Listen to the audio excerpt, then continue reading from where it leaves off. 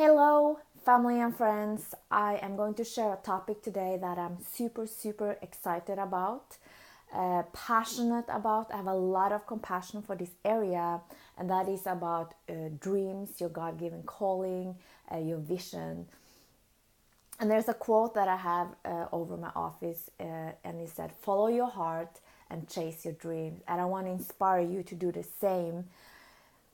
I have been carrying, no, let me go back a little bit. I was saved for in 2006, and I was already an adult, and I had lived a long life and seen a lot of different things.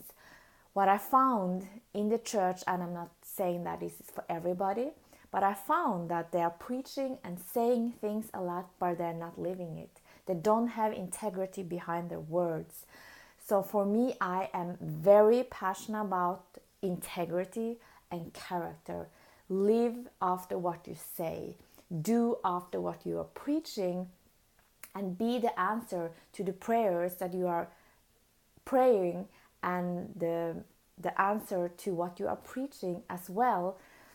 I see a lot of people, and I met a lot of people, and they talk about, oh, what I want to do. I have this gifting, I want to do this. They talk so much about what about me?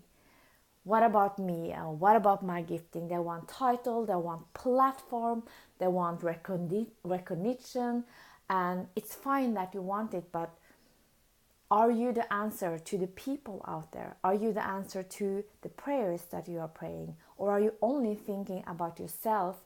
Are you living a life of just being on vacation and just thinking that the Lord will take you everywhere, but you're not working hard on your character, or you're not living a life in integrity? Just one example that I often see is that people that want to see miracles, signs, and wonders in the Lord. And that's great. I love it.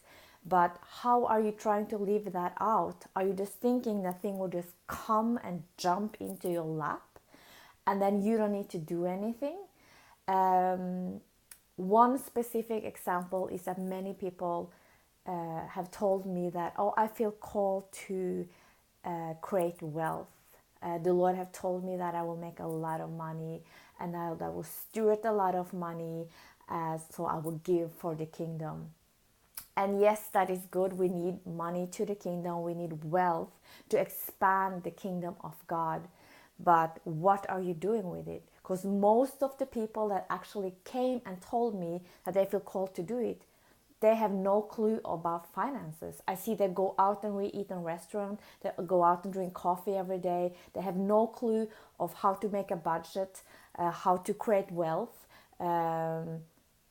and they don't know the knowledge. Like, if I am called to do wealth, I would at least study wealth, study finances, study how to steward them. Are you thinking you want to create wealth through a job? Are you thinking you want to do it through a small business? Or do you want to be an investor? Do you want to create a passive income? What kind of wealth do you want to create? Because what I see today, that most people that I have talked with that say that they want to create wealth, they are not creating wealth. They're not pursuing it at all. They have this mentality that they think it will just, one day it will happen. One day God will just, they have this lottery and this fantasy mentality that they will just jump in one day and they will be a millionaire. Or God will just do a miracle and they will just win. And I want to tell you that you need to work hard for your dream. Even if you have God on your side, you need to take a step forward. You can't just sit there and think that it will just happen. So work the dream. It's very important. Work your prayers. For example, something very personally about abortion. People sign petition all the time. They demonstrate, they do silent demonstration. But my question to you, just to make it clear, I am not for abortion. I am against abortion. I don't like abortion. But are you the answer to these girls? I mean, if they are so desperate that they come to that conclusion that they The only thing that they believe that they can do is to take an abortion. Where are you?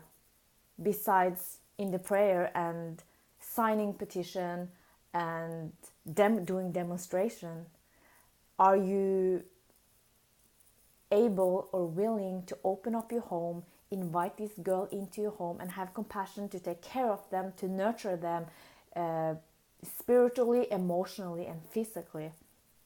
Or are you willing to open up your home to adopt a child or take them in for foster care so that they can actually grow up and know their identity and their calling in their life? Because if you're not, I want to speak to you to shake yourself up and do something about it.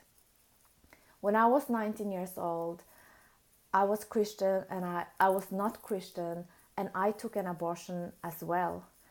I had Christian friends, and there were nobody that told me that they would be there for me. There wasn't even anybody that told me that they would pray for me and that there were other options. It was all just clinical from the doctor. Okay, these are the options. This is what you can do. But there were no one there for me. And I was 19 years old. I was scared. I was alone. I had no clue what was going on. My emotions were everywhere. And all I could feel, I was scared, alone, and afraid. And all I could think about that this won't work. I have nothing to do. And then the doctor would advise me, well, of course you can take abortion, because otherwise, since I was a dancer, your career can be ruined. And there were no other voices to give me another way out, another solution, another hope. And I take totally responsibility for the choices that I made in my own life. I take full responsibility for it. But I wondered today if there would be just one person that would come and tell me that there is another way, and I'm willing to help you. I'm willing to take you into my home. I'm willing to help you to raise this child if you can just think differently. So I'm very passionate about this, and I want to speak to you to not only just pray, but to be the answer to your prayer, to love people, to stretch out your hands, stretch out your physical body, and do something about it. Be the answer to the thing that you feel called to do. And it might be other things that you feel called to do, but I want to inspire you to don't compromise your life. And I want you to ask yourself, are you really, really, really living the dream life that you want? If you could choose today, how will it look like? How would your life look like? Or are your choices and your lifestyle that you are living today, is that based on out of need? Are you working in a job just because you need to support yourself and your family? But that's not what you wanted to do. Your dream is something else. And you think that someday it will happen. One day God will come and then it will happen. Just I don't need to do anything.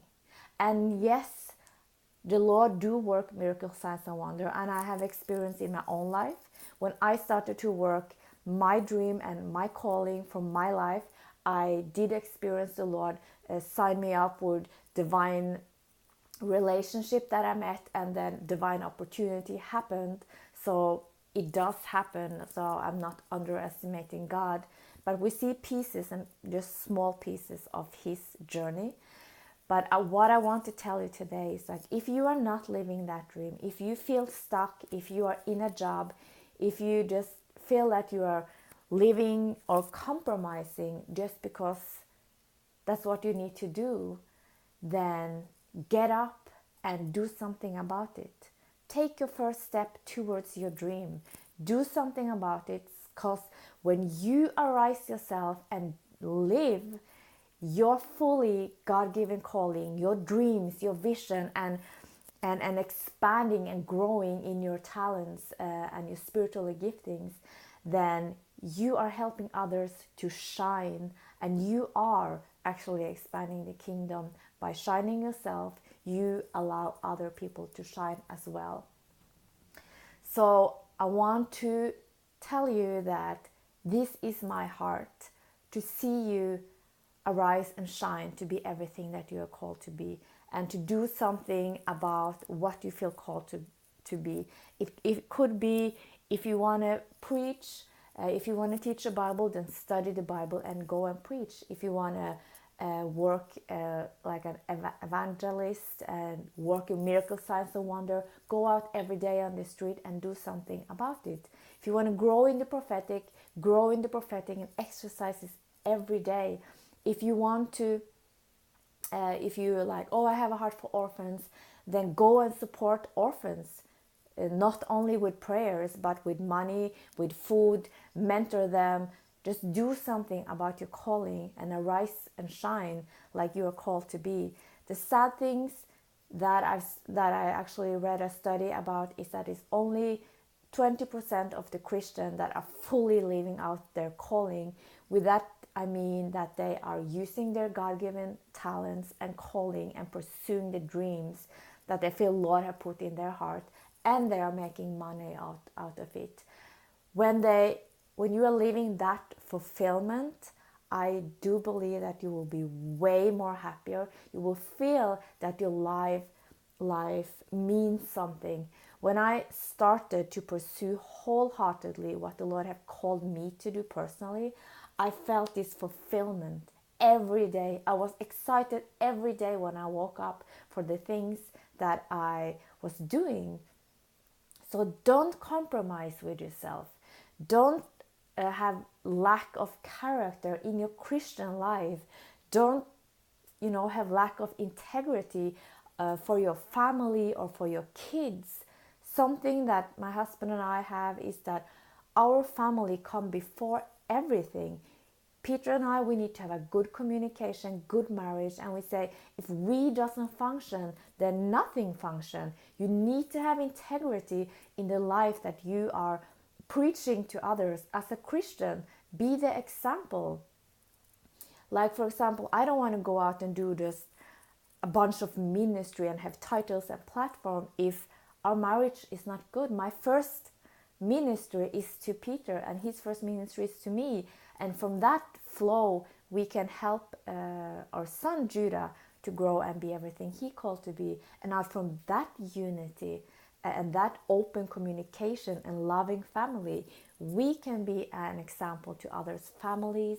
We can do ministry, we can do business, we can do a lot of things.